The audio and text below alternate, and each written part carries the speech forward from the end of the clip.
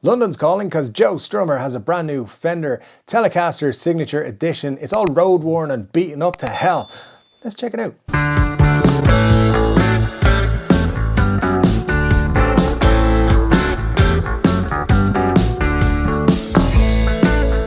Yes, folks, we're going to talk about Joe Strummer's brand new Fender Telecaster thingy in just a second. But first, could you do me a favor? Could you hit that subscribe button, hit the notification bell, all those things, the like button, leave a comment down below, because YouTube ain't free. You gotta let me know, should I stay or should I go? Anyway, Joe Strummer, The Clash, iconic, rebellious, punk, just, you know, craziness, and yeah, brilliant. Joe Strummer played Telecasters a lot at a time, and this is a signature model based off his 1966 Fender Telecaster. So you've got some era correct specs on this and some not so vintage specs. We'll talk about those. We'll talk about it all in just a second, but let's get into it. So basic rundown of the specs, right? You got an alder body, which is fine. That's what you'd expect. A maple neck with a rosewood fretboard, and on there you got 21 frets. You've got vintage style tuners, all very good. You've got a single volume, a single tone. You've got a three-way. Who doesn't like a three-way? And then you have a six saddle, hardtail Telecaster bridge style thing. And something that I love that they've explained it this way. You've got the custom Joe Strummer single coil Telecaster pickups wound specifically to sound like Joe Strummer's instrument. I love it. They've made a signature guitar, put in signature pickups, which they were like, you know what, we're going to make these signatures actually sound like the ones in his actual guitar. How smart is that? I mean, it's borderline genius. They're like, we're going to make a guitar, and we're going to try and make it exactly like the one we're making, instead of making it nothing like the other guitar. Good thinking, Fender. I like what you're doing there. Well done. Gold star for you. Anyway, these are made in Mexico, and I think some people will have a little bone of contention to go with them. But you know, those people should just get lost in the supermarket. Anyway, I mean, they could also go straight to hell, but whatever. The thing is, right, made in Mexico guitars are very good quality. These come in price-wise in the US about $1,800.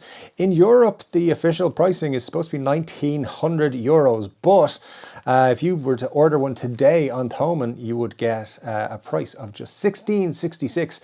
And if you're in the UK, you can purchase this guitar, apparently, for 1,649 of your British pounds if you wanted to buy this. Now, people will look at the Vintera Road Worn series, for example, and say, well, look, they were $10.99, $11.49, whatever they were at the time when they were sold, and very popular, sold bundles of them, and so the pricing should be closer to that. I'd say, though, that these Joe Strummer guitars, they're better than those guitars are because they're a signature model and they've got this heavy relicing, and heavy relicing for some reason costs a lot more. You know, you want that look that you actually fought the law, and maybe the law won, I don't know, maybe you won this time.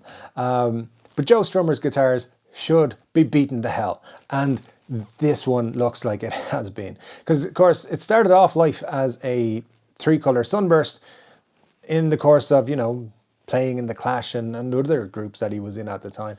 It was oversprayed black, worn off and stuff. There was decals and stencils and all sorts of things on this guitar. So it should look like it's been through hell and back. And it does. There are some artists, for example, where their signature models wouldn't make sense if they were pristine, brand new looking guitars. Joe Strummer, definitely one of those, like Rory Gallagher one, and would be ridiculous to bring out a Rory Gallagher Strat and it'd be a pristine Sunburst guitar. They're probably going to do it now, aren't they? Now that I've said it, it'd be ridiculous. Anyways, it's a cool guitar though. I like it a lot. You do get a little custom neck plate with Joe Strummer's silhouette on it. I like that they've done that. Made it a little bit different, and just obviously points out this is the Artist Series guitar. As a person who's not a huge Relic guitar fan, I can still see the joy in this. I think a lot of people are going to really like it. I think at the price point, it makes it much more affordable than other brands are doing Relic guitars. And some people really dig that faux mojo kind of style of guitar. And while I'm not one of them, I think it's cool that people can get that if they want it. And if you take a look at what, say, Gibson are going to do with Relic'd guitars, you're not getting a heavy Relic'd Gibson for what, less than like $8,000. If you want light aging, that'll cost you like 5,500, 6,000. But you're still, I mean, this is a heavy relic, which costs a lot more. If Gibson were to come out with a Les Paul and it was heavy relic, you're talking 8,000 to 10,000 easy. So I really like what Fender are doing with having pricing for Relic'd guitars, with having Relic'd guitars not just be exclusive to custom shop level money, because that's what Gibson are doing with it. And I know there are other guitar companies out there doing cheaper Relic'd guitars and stuff like that, but Fender and Gibson are the two a lot of people are looking at the most. If you look at, for example, a signature model that came out from Gibson just last week, the Noel Gallagher ES355, really nice guitar, looked pretty cool. I believe it was light aged at the Murphy Lab, and that guitar was $10,000 brand new. Of course, they only made 200 of them, but still 10 grand.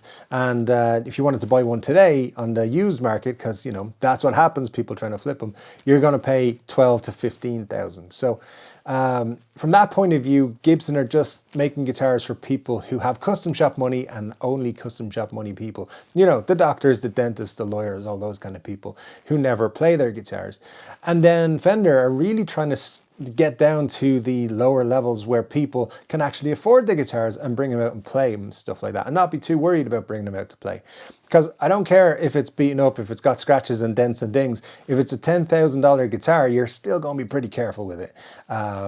But if it's, say, an $1,800 guitar or an $1,100 or a $600 or $700, which I think is coming down the line, you're not going to be too worried about an old ding or dropping it here or just leaving it in a corner somewhere in a pub or whatever's going on. I mean, you might not do that, but who knows?